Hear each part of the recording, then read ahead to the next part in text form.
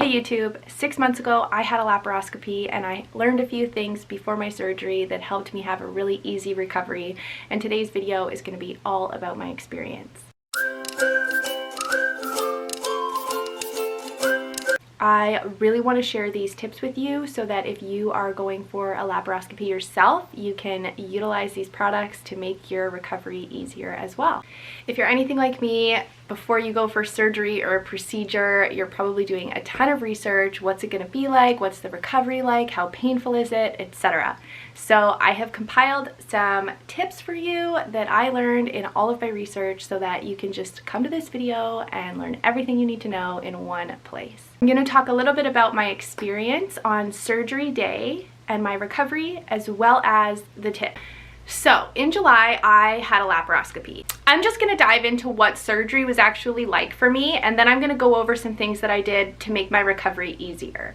On surgery day, I had to travel 45 minutes to the hospital that I was having my surgery at. When I got there, I got changed into a gown. They gave me my own private room. I wasn't allowed to have anybody with me, obviously, during these pandemic times. So I waited a few hours by myself in pre-op, I guess. An anesthesiologist came and spoke with me. I had nurses kind of coming in and out asking me questions, and then it was time for surgery. So I had already signed all of the paperwork with my doctor, and I knew that he was going to be doing cautery, which is also called ablation, which is where they burn the endometriosis inside of you. Now, prior to this surgery, I really did not want ablation surgery. I really was adamant with the doctor that he excise the endometriosis whenever he could. And he made it very clear to me that he doesn't do a lot of these surgeries, and he is not super comfortable with the excision technique, and he's very comfortable with cautery, and he will use cautery when he feels it's necessary. He explained that sometimes the endometriosis is the lesion is very small, and underneath is healthy tissue, and if you cut too far into healthy tissue, you can create further scarring and more issues for the woman. That's how he explained to me that he prefers cautery. So we signed all the paperwork, we were ready to go. I was having my surgery. We wheel into the room, and I was definitely really nervous going into the surgery, but I know that with these kinds of things, you basically take the medicine, they put the medicine through your IV, they give you the mask, and you're knocked out. And then you just have a little rest. My doctor had already told me that he wasn't going to tell me anything after the surgery. He said that he would call me 4 days later, which at the time was really frustrating because I'd already waited so long for results, but he insisted that I would be really kind of dead to the world when I woke up. Like, I wouldn't remember anything because of the anesthesia, which totally turned out to be wrong because I remember everything after the surgery, and it was really frustrating that I had to wait 4 days for results. Obviously, at this point, I've been infertile for 3 years. We have no idea what's really going on. We suspect endometriosis and we suspect blocked tubes, but we know nothing. And these results were so important to us. So it was very frustrating waiting. I really hope for anybody who is going for this surgery, just see if your doctor can call you the next day or call your husband or something so you can find out right away. So I wake up from anesthesia and I cannot see. I could open my eyes and I could see that my eyes are open, like I can see light and that there's color, and figures, you know, but it was all so blurry. And I just remember kind of waking up like frantic. Like when I woke up, I was like, where am I? What's going on? And I didn't feel any pain yet, but I was very aware that I was like in a hospital bed, and I was kind of like, what the hell's going on? And I think it's probably pretty normal to wake up like that. I saw a doctor going by, and I just started shouting because I'm high on medicine. So I was like, Dr. B, tell me, did you find endometriosis? He says, yes, we found endometriosis. And I just screamed, I fucking knew it! And I have like a nurse here, and she's tending to my IV or something, and I was like, I fucking knew I had endometriosis. Sorry, mind my swearing, but that's what I said, and I did know, and I knew for years. So I was all excited about the validation that this diagnosis brought me because I had been suspecting it for years.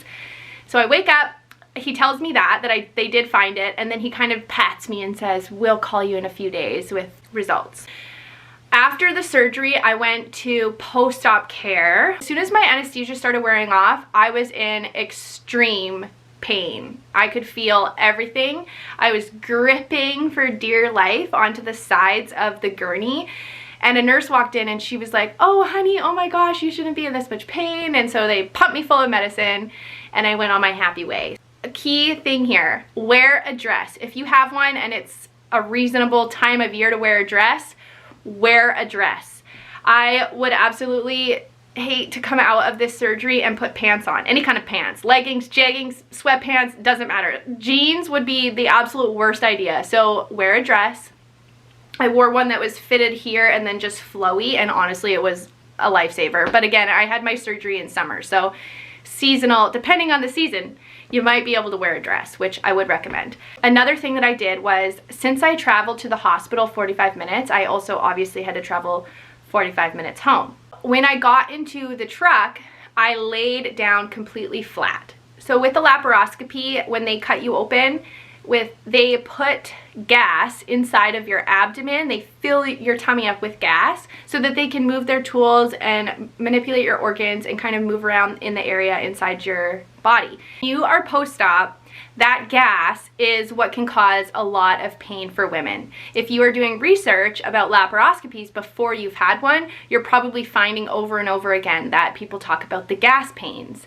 And the best thing I did for the gas pains was, number one, lay down flat after surgery. Even if you have to drive 5 minutes, put your seat all the way back and lay down flat. I noticed an immediate difference. If I was sitting up, I could feel all this pain radiating through my chest and my shoulder, and as soon as I would lie down flat, it was gone. So I knew that that was helping me when I was driving home from the surgery. The second thing I did for the gas pain, which I highly suggest that you do, and it's probably accessible to most women who are having this surgery, but it is charcoal tablets. This brand is Digest Force.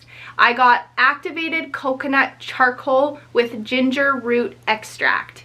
Basically, the charcoal helps to absorb the gas inside your body, and it made it so that I actually did not experience any gas pain except for immediately after my surgery, like I talked about.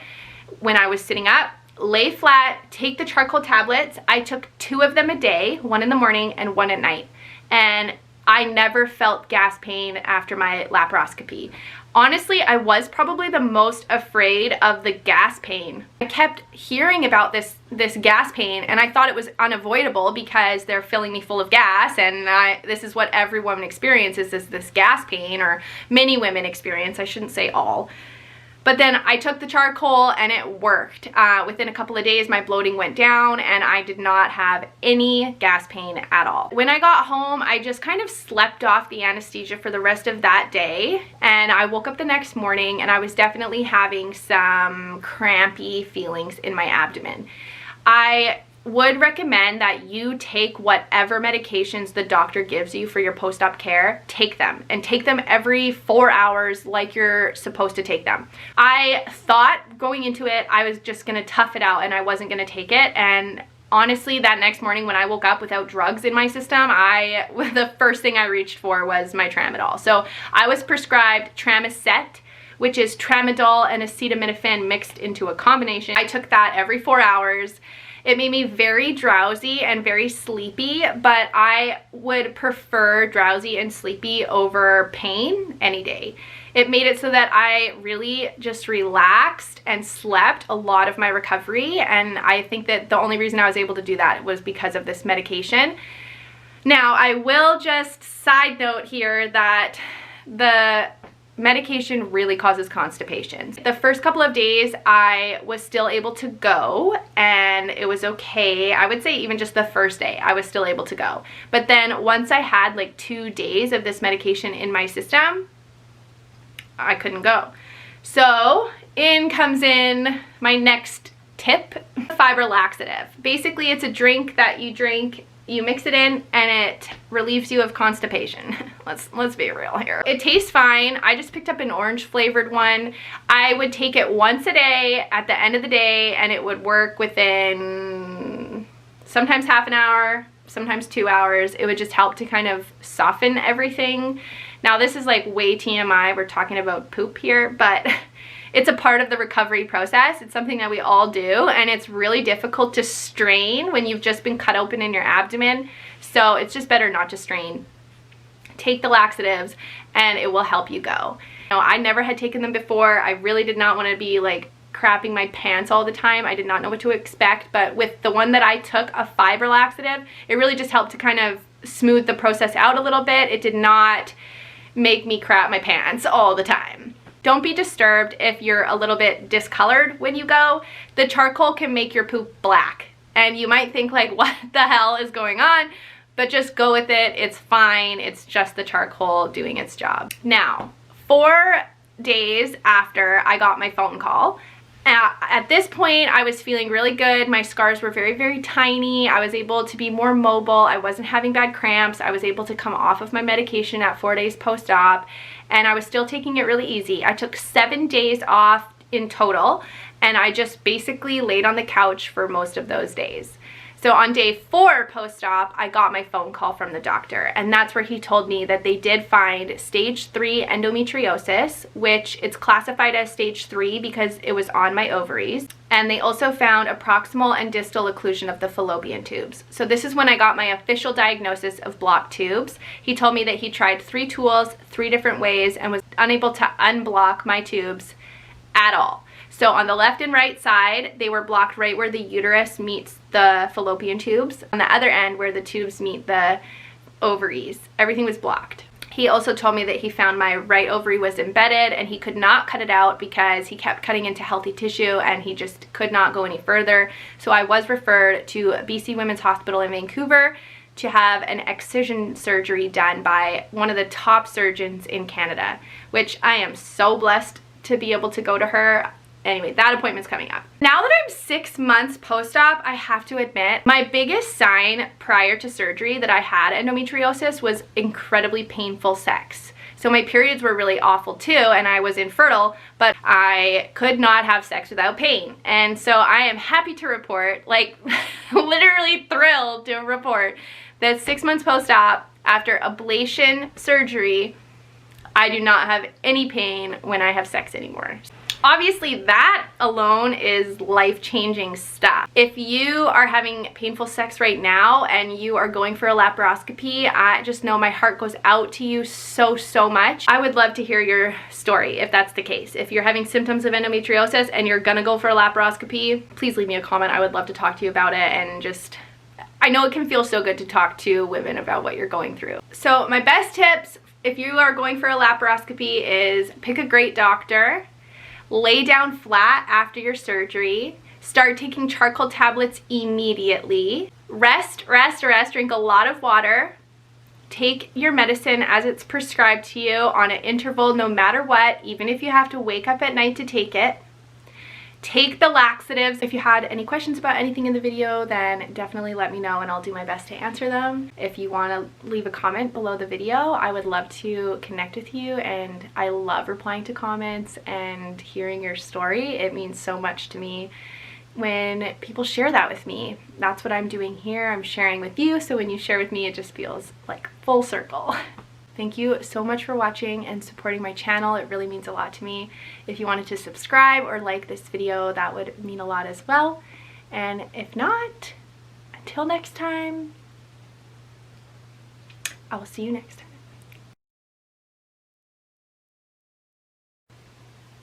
We are rolling. I'm trying to think if there's anything that I have missed in this video. I don't think I'm missing anything.